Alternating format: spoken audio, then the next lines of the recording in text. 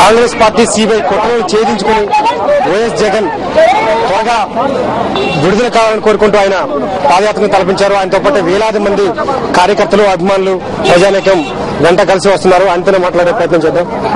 Sir మీరు చెప్పినట్టు పాదయాత్ర నిన్నటి నుంచి చేస్తున్నారు. అభిప్రాయంగా దాదాపు ఒక 40 కిలోమీటర్స్ అబోవ్ గా నడుస్తున్నారు. ఇందుకు ప్రజల స్పందన ఎట్లా ఉంది? చాలా బాగుందండి.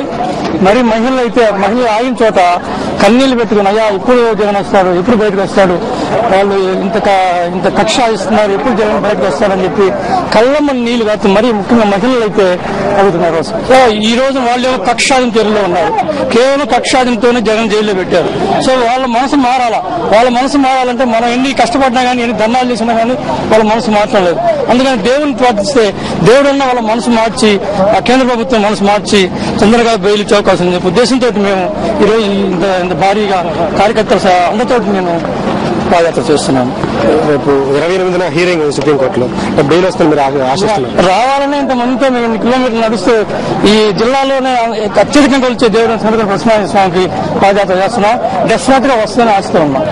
ప్రజల మద్దతు పెద్ద ఎత్తున వస్తుంది. పార్టీ కార్యకర్తలు, అభిమానులు నిన్నటి నుంచి తనతో వెంట నడుస్తున్నారు. మహిళల నుంచి మంచి స్పందన లభిస్తుందని కూడా ఆయన చెప్తున్నారు.